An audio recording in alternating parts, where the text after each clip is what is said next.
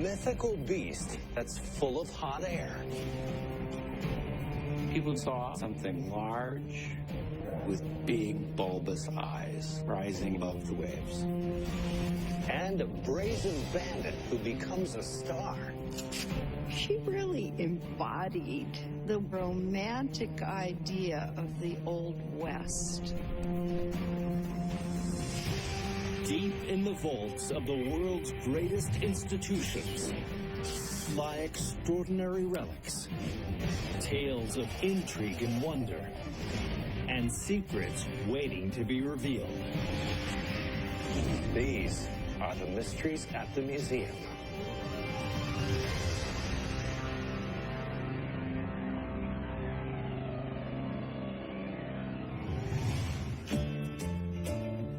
San Sebastian, Spain.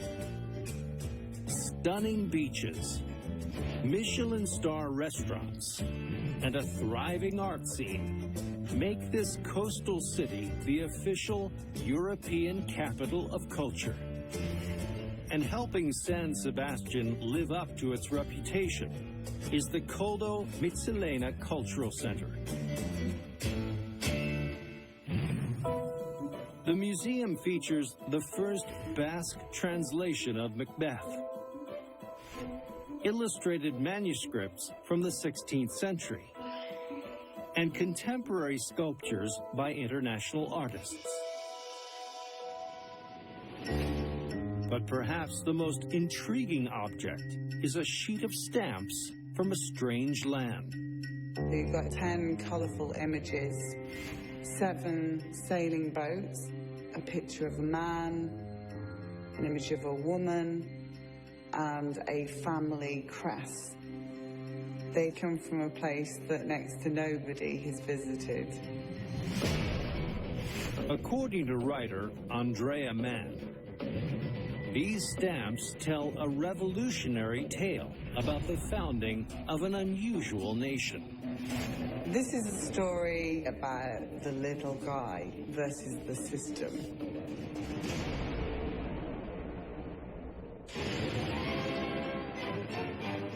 It's the 1960s in the United Kingdom. Roy Bates is a music lover who's obsessed with the latest craze: rock and roll.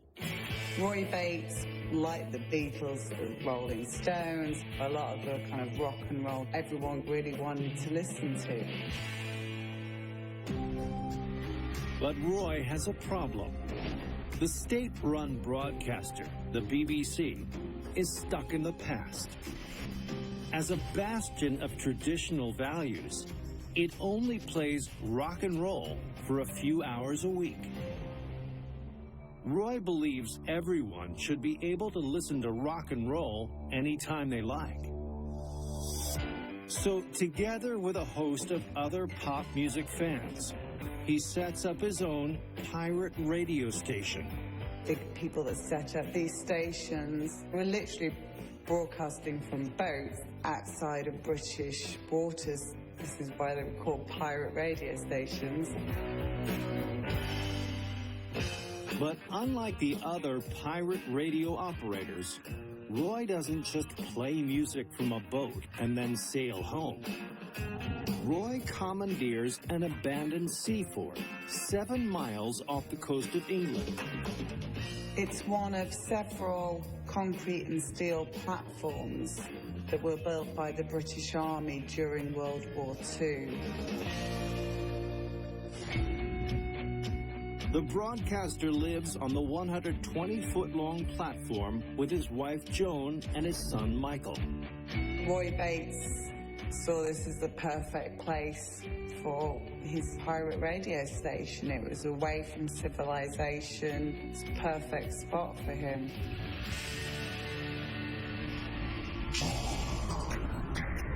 But something happens that will change Roy's life forever. In 1967, the government makes it illegal for British citizens to work for a pirate radio station. The government got wind of what Roy was doing and obviously wanted to put a stop to this. But Roy refuses to let the new rules hold him back. He comes up with a rebellious solution. If British nationals can't operate pirate radio stations, then he'll simply change his citizenship. Roy declared the fort to be his own nation, the Nation of Sealand. But Roy doesn't stop there. He and his family then created a national anthem for Sealand, a national flag, currency, and stamps. He really went for it.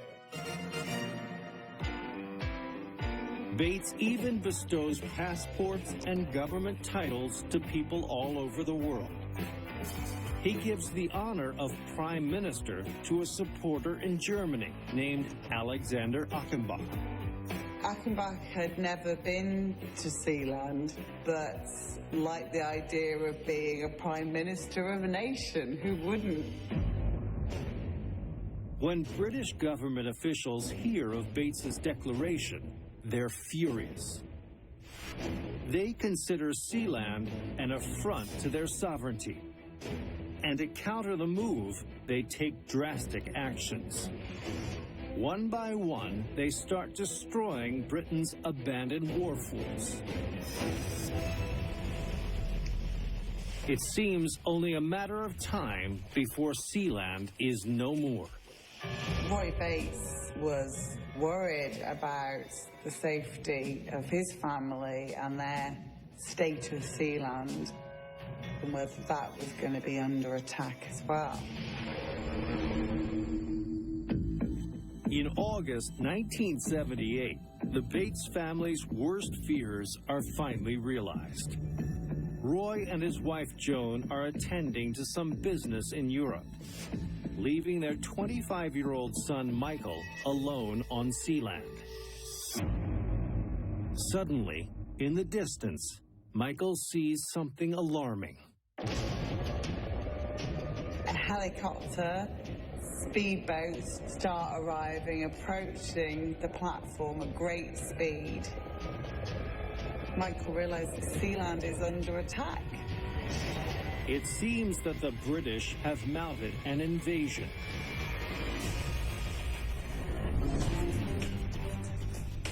Alone on the fort, Roy's son Michael watches as a group of armed men storm Sealand.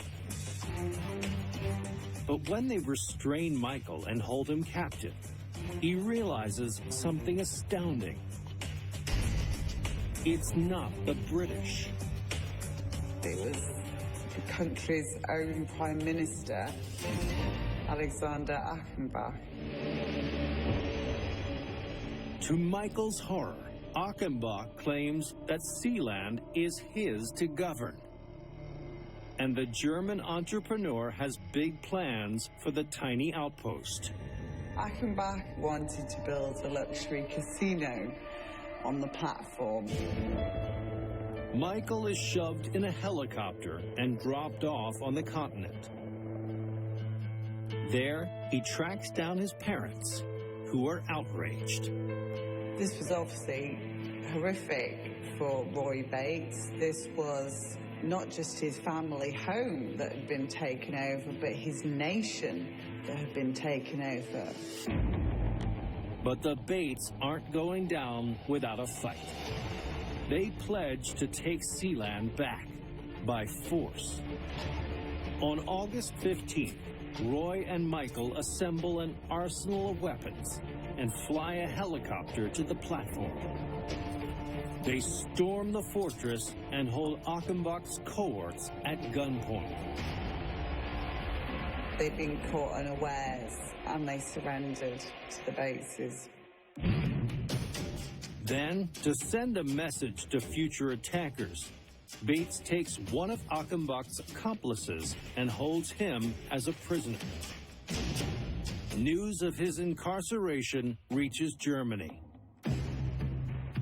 Unsure of what to make of Bates and his claims of sovereignty, the German government demands that the British government secure his release. But in the face of a diplomatic nightmare, the British make a shocking declaration. The British government told Germany that it was nothing to do with them. Sealand was out of British jurisdiction. As a result, Germany has no choice but to send a diplomat to Sealand to negotiate the prisoner's release. After several weeks of talks, Roy Bates agrees to free Achenbach's accomplice. For Bates, the incident is a stunning victory. As Bates pointed out, the very fact that Germany has sent somebody from its embassy to Sealand must mean that it recognized it as a country. And it's this precedent that secures Bates's future. Roy Bates remains free to live on the platform as he sees fit. To this day, the Bates family continues to occupy and manage their rogue dominion. The family has occupied Sealand now for nearly 50 years. This is an utterly unique story, daring do. There's something rather lovely about the idea of setting up your own little country and calling yourself prince and your wife princess.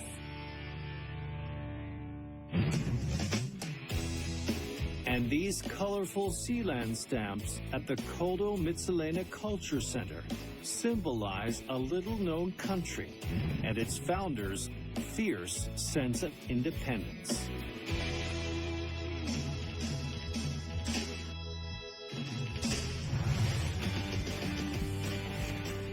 Windswept beaches, quaint high streets, and delicious seafood. Nantucket, Massachusetts is one of the most popular summer destinations in the country. But centuries ago, the island was best known for its production of whale oil. Today, the history of this bygone trade is preserved at the Nantucket Whaling Museum. Here, visitors can see the skeleton of a 46-foot sperm whale, a 600-pound glass lens from the community's first lighthouse, and a 2-story beam press, once used to extract whale oil.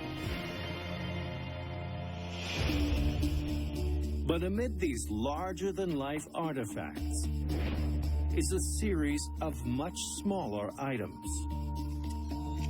The objects we have come in various sizes, monochromatic and made of paper.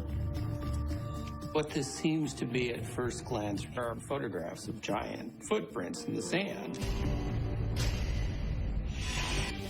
According to historian Michael Harrison, these images are evidence of a jaw-dropping event that seized the attention of the nation. These photographs brought to light one of Nantucket's most notorious mysteries. What bizarre beast was captured in these pictures?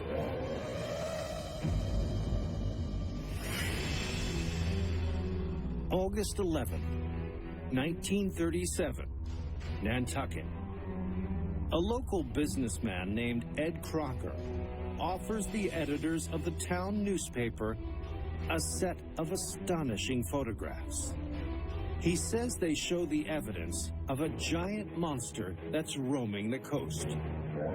One of the photographs shows Ed Crocker and a friend standing by 2 giant webbed footprints in the sand. They're more than 60 inches long, and they look like they've emerged from the sea. Crocker explains that the photographs were taken the previous day on Nantucket's Nantucket Beach.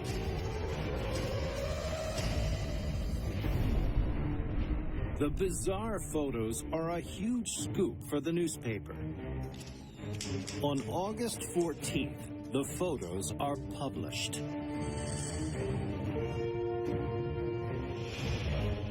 Nantucket residents are stunned. But soon, other locals come forward, claiming to have not seen just footprints, but the beast itself. There are reports of a mysterious sea creature being spotted off Nantucket. People saw something greenish, large, with big bulbous eyes rising above the waves. The massive creature is dubbed the Nantucket Sea Monster. Zoologists are asked to analyze the evidence, but even they are baffled. At least one scientist comments that no marine mammal could have left footprints of quite this shape and size. With speculation running wild about the creature's origins, an incredible theory emerges. Since the earliest days of maritime exploration, sailors have told tales of vicious monsters that attack humans and sink ships. The beasts are known as sea serpents. So is one of these legendary animals lurking off the Nantucket coast?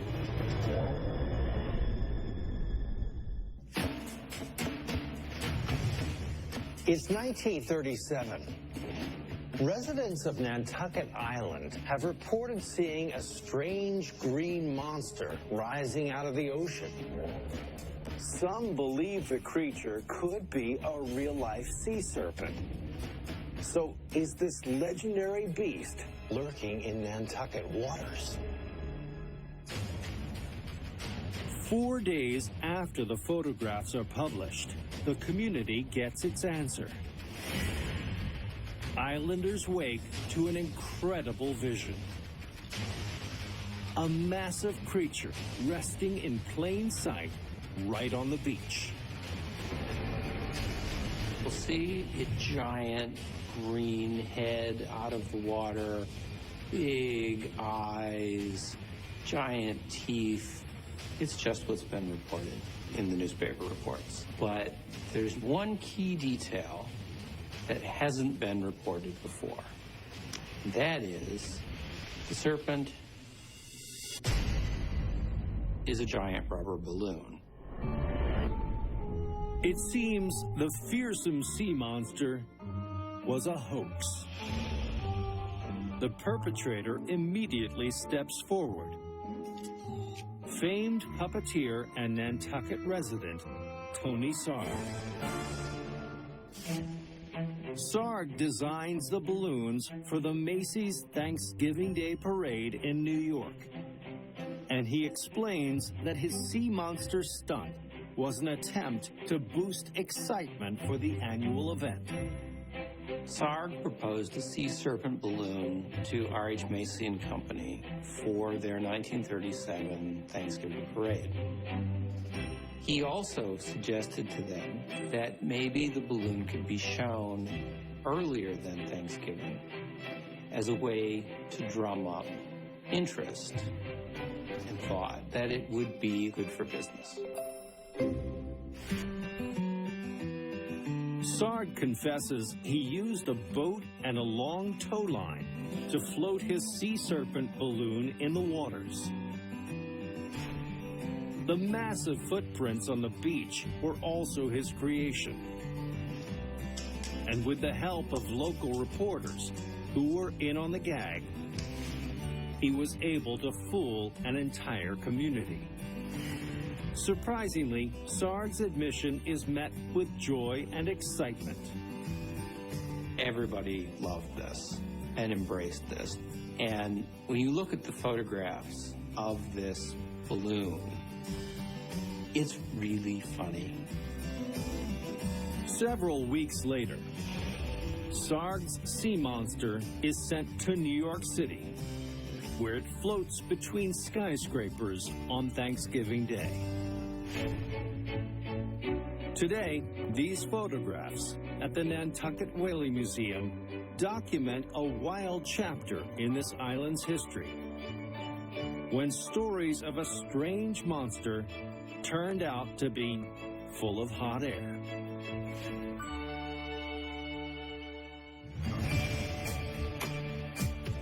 Yuma, Arizona has a unique claim to fame as the sunniest city in the nation.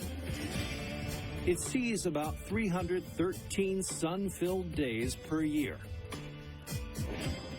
But on the edge of town is an institution that showcases this region's darker side: the Yuma Territorial Prison. Its museum includes an antique wagon used to transport inmates, a pair of 19th century handcuffs, and an incorrigible cell designed to hold the prison's worst outlaws. But amid these lawmen's tools is one object that belonged to one of the most unusual criminals in the Wild West. It is 13 inches long. It is very, very shiny. It has a brown wooden handle, and it's inscribed with the name Pearl Hart. According to curator Tina Clark, this Colt 45 helped a desperate outlaw shoot her way into the history books. Her desire to flee an unhappy life led her on a path to infamy. It's 1899, Phoenix, Arizona. 28-year-old Pearl Hart is a beautiful and impoverished washerwoman. Pearl was cute, she was fun, but it was really a hard scrabble existence for her. She literally did whatever it took to put food on the table. Pearl is desperate to escape her meager existence. She dreams of becoming a Wild West celebrity, like her hero, Annie Oakley. Pearl saw Annie Oakley as a star, getting paid and beautiful, and everyone loved her. I think Pearl was inspired that something like this could be in her life. But Pearl's lofty goal seems a world away. Here she is, down and out, broke. What can she do? One day, Pearl decides enough is enough. In order to break free from her downtrodden life, Pearl will do something drastic. She turns to a life of crime. She gets together with a failed gold miner named Joe Boot, and the pair hatch a plot. They will rob a stagecoach. The duo picks an easy target: a remote stagecoach route between the Arizona cities of Phoenix and Globe. They knew the route, and they figured out where the stage stopped and let horses have a drink. On May 30th, 1899, Pearl Hart and Joe Boot put their plan into action. Joe ambushes the driver, and Pearl holds up the passengers. She went through the pockets of these passengers. The stick-up goes off without a hitch, netting Pearl and Joe $425 in cash.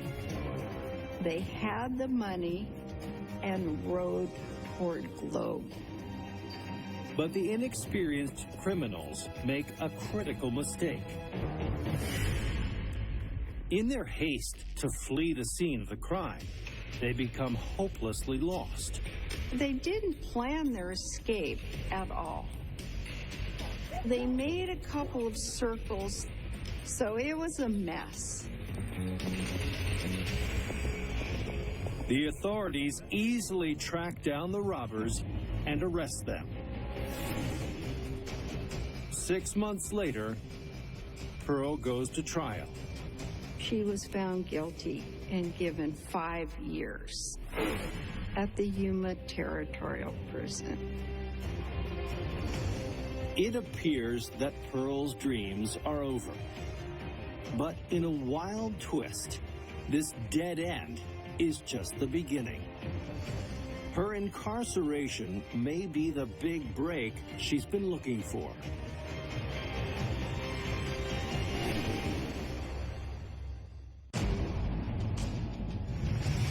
It's 1899. A 28-year-old woman named Pearl Hart is obsessed with becoming a star on the Wild West stage circuit. But she's stuck in poverty. In desperation, she turns to a life of crime and ends up behind bars. So is this the end of Pearl's Wild West dreams? Pearl languishes in a prison cell with no hope of escape. But then, a strange turn of events unfolds. A local newspaper seizes on a curious detail about Pearl's crime. Pearl is the first woman in America to rob a stagecoach. It became a media frenzy. The crime had a certain romance to it, and the press sent all their reporters out to cover the story. Cosmopolitan magazine even did a 2-part serialized story on Pearl Hart. Crowds of admirers line up outside the prison to catch a glimpse of the infamous female bandit. Pearl became a celebrity prisoner. So Pearl capitalized on this. She loved the publicity and she played it up. After serving just 18 months, Pearl leverages her fame and receives a pardon from the governor. Now, as a free woman with a reputation as a gunslinger, Pearl creates a touring Wild West show and makes a comfortable living performing under the stage name, the Arizona Bandit. Pearl has an incredible legacy. She really embodied the romantic idea of the Old West.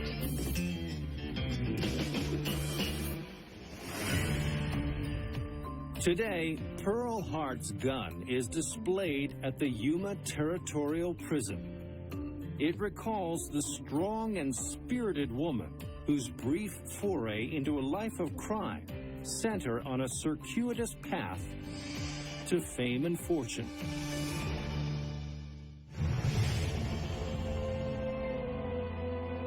Anchorage, Alaska sits at the foothills of the Chugach Mountains.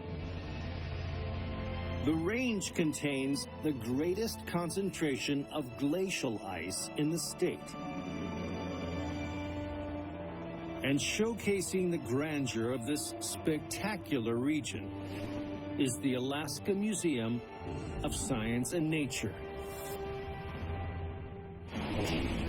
Its exhibits include the state's largest assortment of minerals and gemstones, the fossilized head of a T-Rex, and a host of taxidermied native animals. But one small object looks like it belongs not in a museum, but in a bathtub. This object is approximately 2 inches tall and 3 inches wide. And it's instantly recognizable to anyone who's 96 years old or 6 years old. As historian Dr. Katie Ringsmouth tells it, this familiar toy was involved in an unlikely adventure on the high seas. This little object looks like it has gone through one incredible journey. How did this toy's bizarre voyage inspire a new understanding of the world?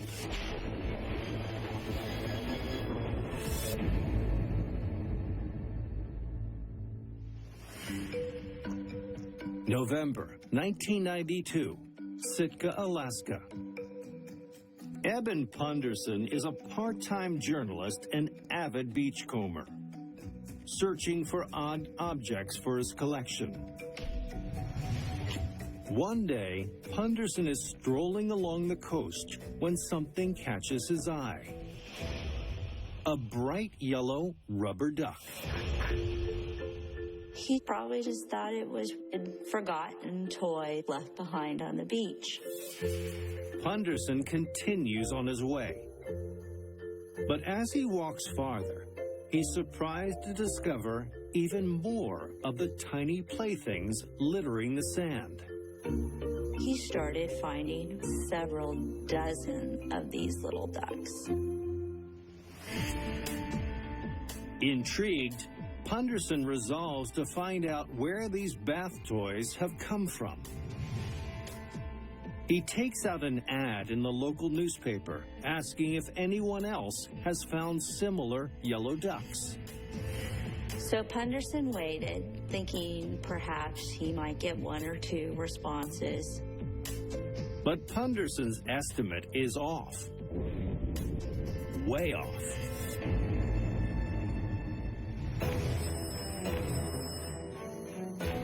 He receives report after report from people who have found little yellow duckies washed up all along Alaska's south coast. The responses were overwhelming.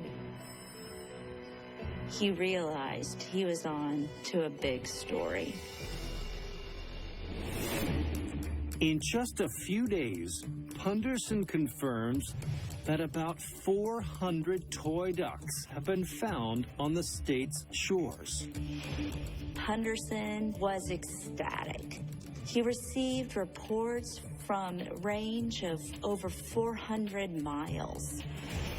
The mystery is now far bigger than Punderson could ever have imagined. So can this humble beachcomber figure out where in the world all these little toys came from?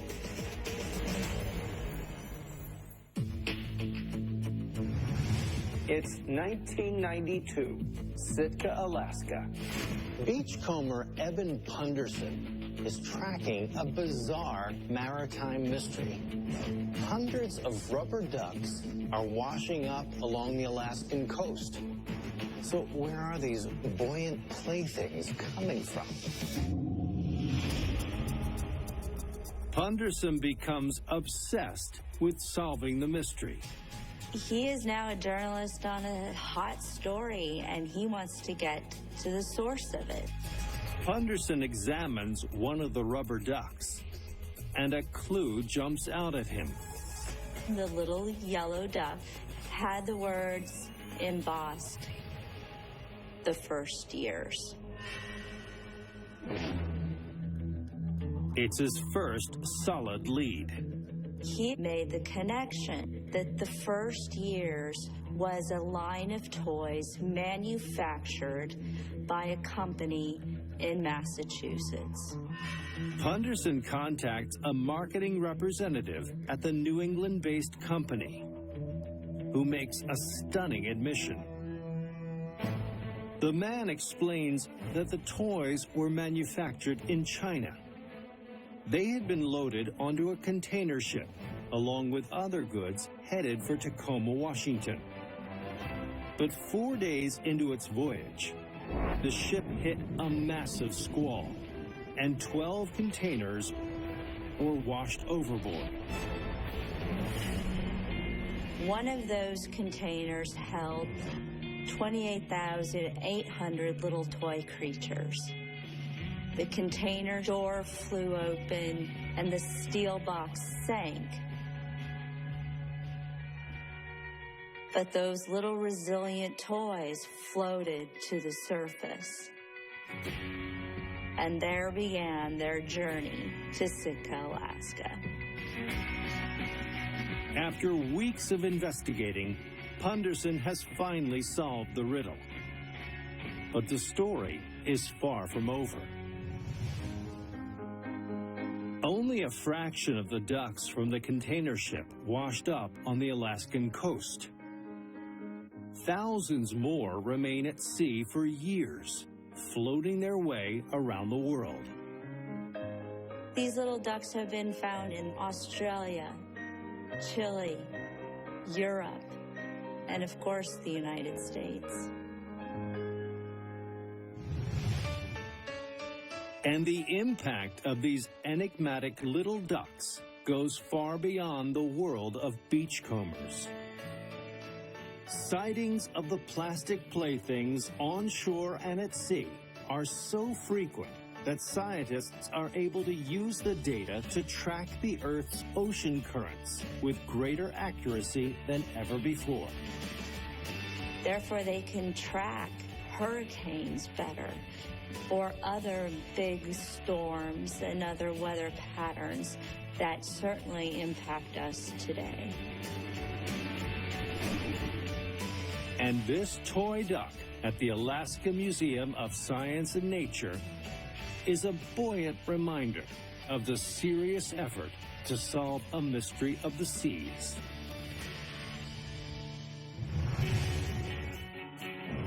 The town of Brookings, Oregon, was founded in 1907 by a logging operation to take advantage of the region's lush forests.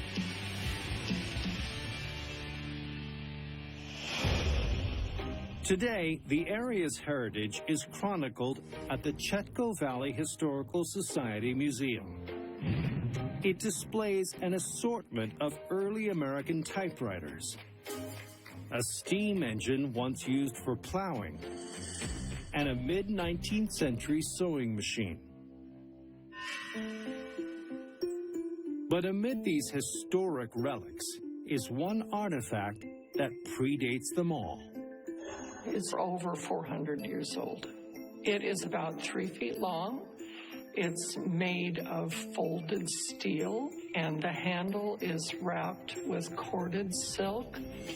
It's a beautiful and deadly piece of art. According to librarian Brenda Jocks, this ancient sword is linked to an unforgettable tale of war and reconciliation.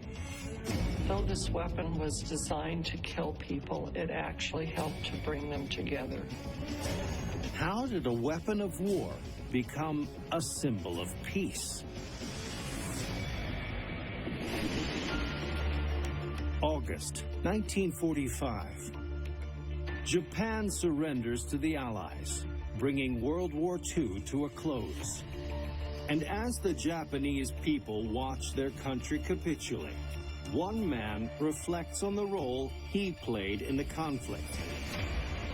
33-year-old Nobuo Fujita. A descendant of samurais, he comes from a long line of warriors. During the war, Mr. Fujita had been a very experienced and dedicated pilot.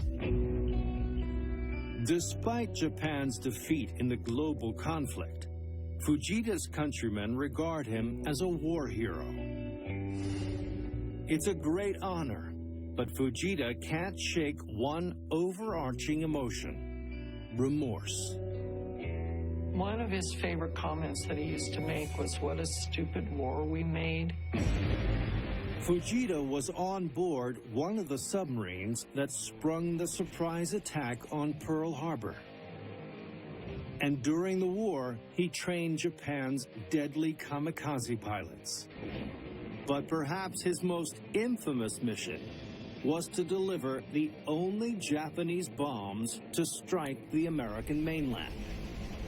A small attack near the town of Brookings, Oregon. He dropped 270-pound thermite bombs, hoping to start raging fires. But they didn't do any damage, they just fizzled. These acts of war have filled Fujita with guilt.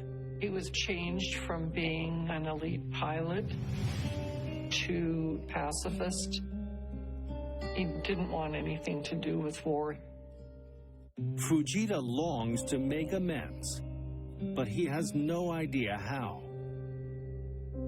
Instead, he does everything he can to forget about his harrowing experience. The decorated officer retires from duty and opens a hardware store. Mr. Fujita did not want to talk about what happened. It's something he wanted to forget. But one day, the former pilot is forced to confront his past. In 1961, he receives a puzzling letter. It's from the Japanese Navy.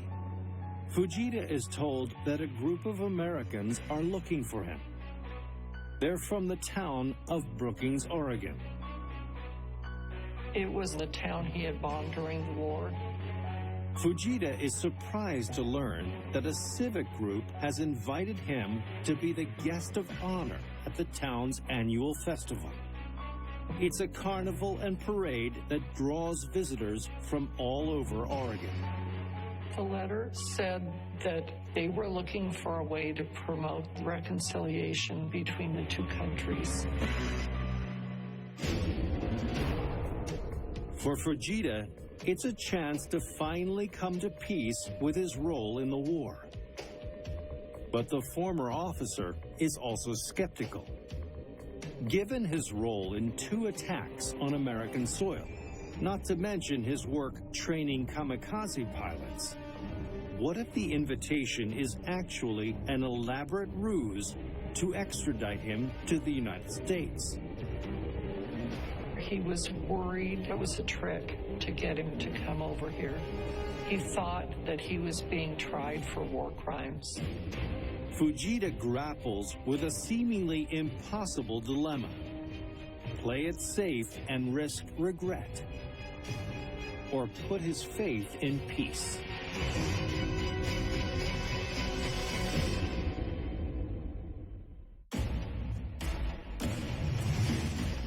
It's 1961. Former Japanese pilot Nobuo Fujita has been invited to Brookings, Oregon, a town he bombed in the Second World War. This invitation has been billed as a peace offering, but Fujita is skeptical. He fears it's a cunning ruse to arrest him for war crimes. So what will Fujita decide? Play it safe or put his faith in peace? After agonizing for weeks, Fujita makes his choice. He will take the people of Brookings at their word. If he was being tried for war crimes, he would face up to it. In May of 1962, Fujita lands in Portland, Oregon. He hoped for the best, but was prepared for the worst. The former pilot steps off the plane and is stunned by what he sees. He was greeted with flowers and smiles. He was given a very warm welcome. Fujita is humbled. He presents a gift to the people of Brookings as a symbol of reconciliation. A samurai sword that has been in his family for 400 years. This weapon of war has become a symbol of peace. The residents of Brookings gratefully accept Fujita's offering. And the one-time enemy is made an honorary citizen of the town. It was the beginning of a wonderful relationship. In the years that follow, Fujita regularly visits his new friends in Brookings. And after his passing in 1997, his daughter honors his last wishes by spreading his ashes in the town. Today, Fujita's 400-year-old samurai sword is on display at the Chetco Valley Historical Society Museum. It's an unlikely olive branch that bridged the bitter divide between nations.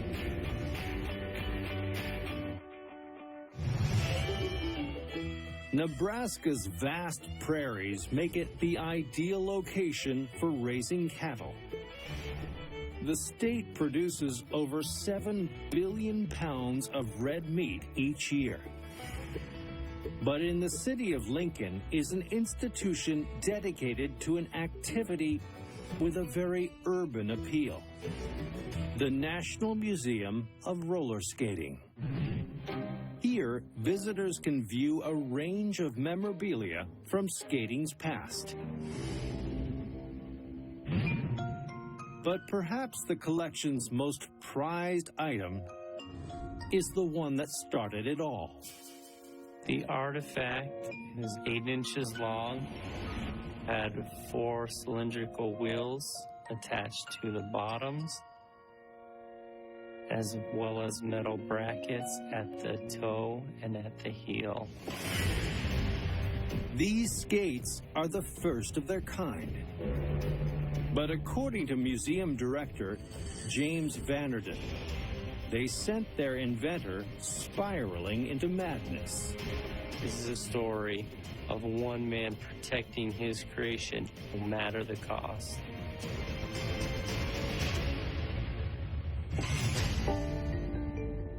It's 1873, New York, New York. Inventor James Plimpton has just patented the first ever 4-wheeled roller skate. Mr. Plimpton was very formal and also very ambitious. His roller skates were a revolutionary invention. Plimpton runs a chain of successful roller skating parlors across the East Coast. But he has a very particular way he likes his establishments to run. He sees roller skating as a refined and healthy indoor exercise for the wealthy. Mr. Plimpton wanted his new roller skate to only be in the hands of the upper class. He wanted the roller skating industry to be prim and proper. To that end, Plimpton's parlors have a strict code of conduct. There was no tobacco, smoking, what have you. They had dress code rules. You were not able to wear your overalls from the factory. Women had to wear dresses down to their ankles.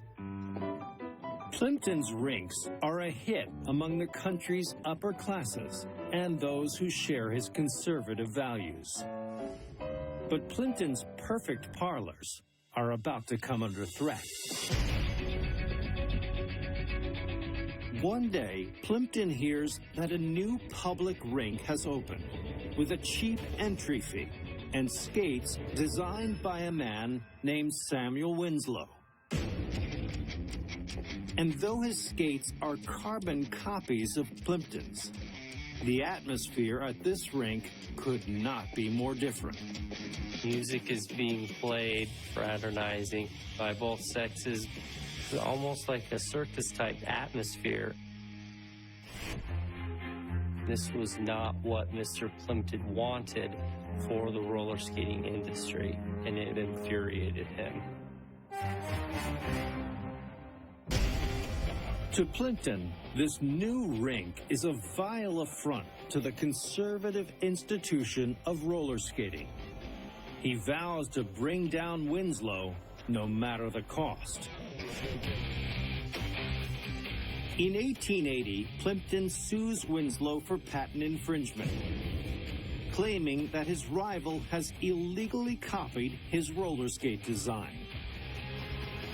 So who will win the battle to control roller skating? Prim and proper Plimpton or wild man Winslow?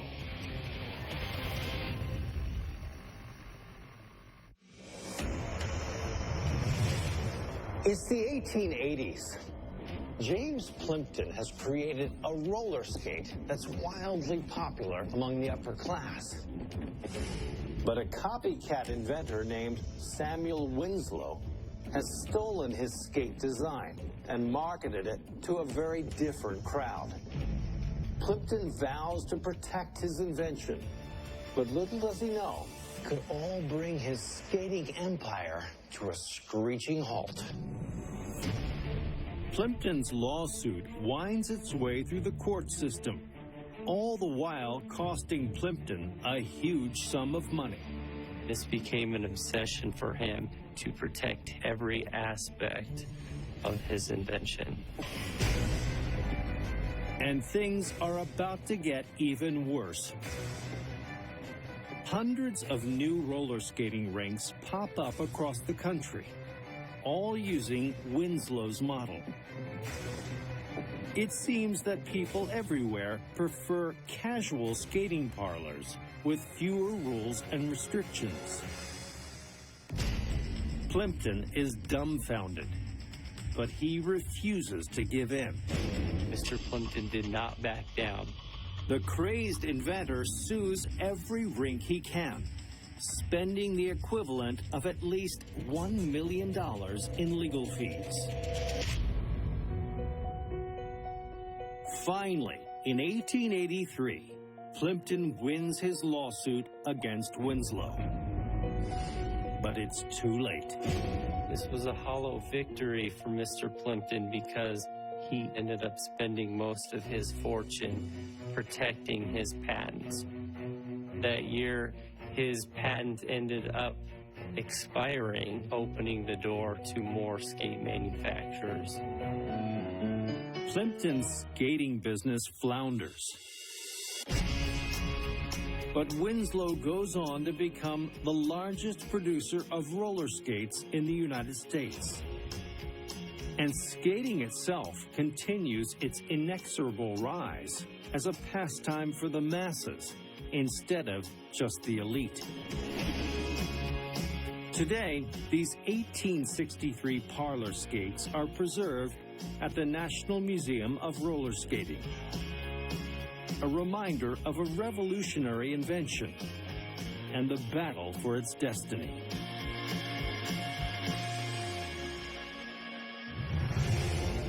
From a floating sea monster to a Wild West